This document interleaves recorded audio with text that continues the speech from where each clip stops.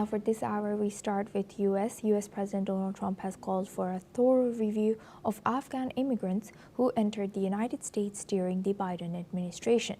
This follows the shooting of 2 National Guard members in Washington, D.C., which Trump has described as an act of terror.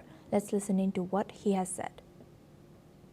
Animal who perpetrated this atrocity pays the steepest possible price. I can report tonight that based on the best available information, the Department of Homeland Security is confident that the suspect in custody is a foreigner who entered our country from Afghanistan, a hellhole on earth. He was flown in by the Biden administration in September 2021 on those infamous flights that everybody was talking about, by people who shouldn't even be in our country. We must now re-examine every single alien who has entered our country from Afghanistan under Biden, and we must take all necessary measures to ensure the removal of any alien from any country who does not belong here or add benefit to our country. If they can't love our country, we don't want them. In response to the shooting, the U.S. government will deploy an additional 500 troops to Washington, D.C.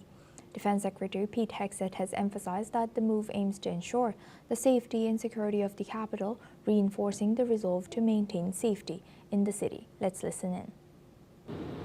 That will only stiffen our resolve.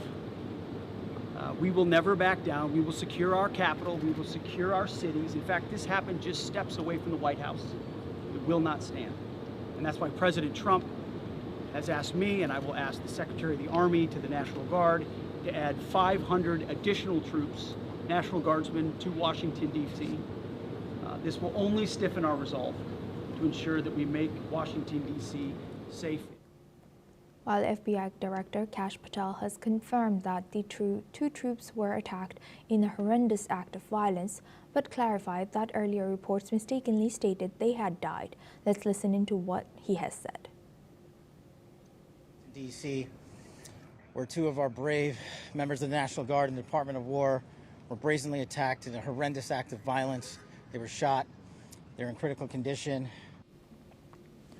Now for this discussion, we welcome Matthew Vadam. He's an American journalist and author, joins us live from Washington. Thank you very much, Matthew, for joining us again. Good to see you. Hi. Hi. Sure. Thank you. Matthew, what more can you tell us about this ongoing and unfolding incident in Washington?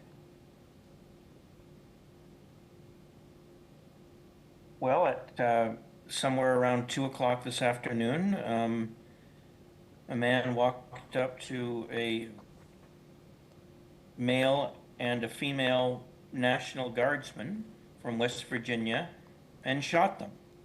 And initially, there were reports that the 2 National Guardsmen from West Virginia had died, but those reports were false and were quickly retracted.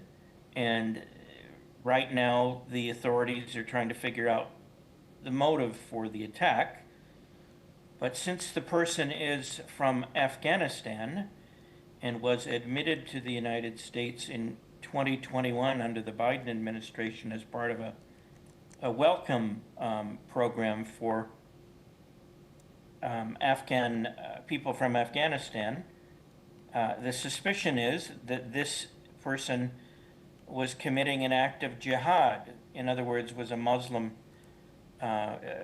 committed an act of Muslim Islamic terrorism. And, you know, we don't know if that's true yet, but that's a logical enough assumption considering that the person came from Afghanistan. There was a report, I'm not sure if it was corroborated, that the man shouted Allahu Akbar before he opened fire on the 2 soldiers, which, you know, is often what precedes an Islamic terrorist attack, as people in India well know. Right. They shout, "God is the greatest," and then they kill people. And God is the greatest, Allahu Akbar, in Arabic, that is. And so that is the suspicion. I don't know if it's true, but it is certainly logical enough that, you know, why, unless the man is just a crazy person and he decided he wanted to shoot 2 National Guardsmen. But, you know, a National Guardsman is a symbol of the authority of the government, and so would be a logical enough person to attack if you are an Islamic terrorist. So we'll have to wait as the investigation unfolds to find out what actually happens if that person's motivation can be determined. He was reportedly about 30 years old, not an old man, and he was apparently shot in the encounter, but has survived.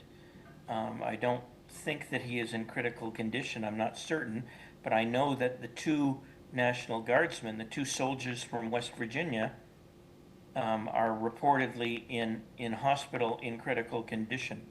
And so everyone is hoping that they survive. President Trump has reacted very strongly to it and said that the perpetrator of the attack is going to be punished for carrying it out. And as a result, within hours, U.S. policy towards nationals of Afghanistan was quickly changed, and they have suspended all immigration applications to, including asylum applications from Afghan nationals to the United States. And I wouldn't be surprised if more changes are made.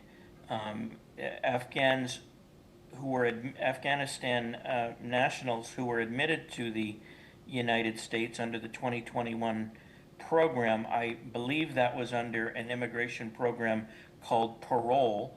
They were granted entry into the United States without any conditions, but also without any expectations that they would be given permanent resident status or citizenship in the United States. I don't believe it's what you call TPS, temporary protected status, which is granted to people from certain countries that are experiencing, civil disorder or, earthquakes or fires or crime waves or what have you. President Trump has been revoking the temporary protected status of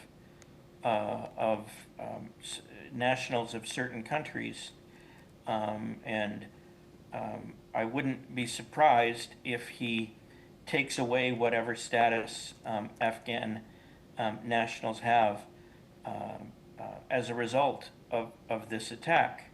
So we're going to have to wait and see what happens. Right. With that, I would like to thank Mr. Matthew Adams for sharing that insight from U.S. Of course, that it is, of course, the Allahu Akbar part we are not sure about yet, and there is suspicion of radicalization of Islam. Thank you very much. Moving on to Asia, the president of Taiwan has sent condolences to Hong Kong following the deadly fire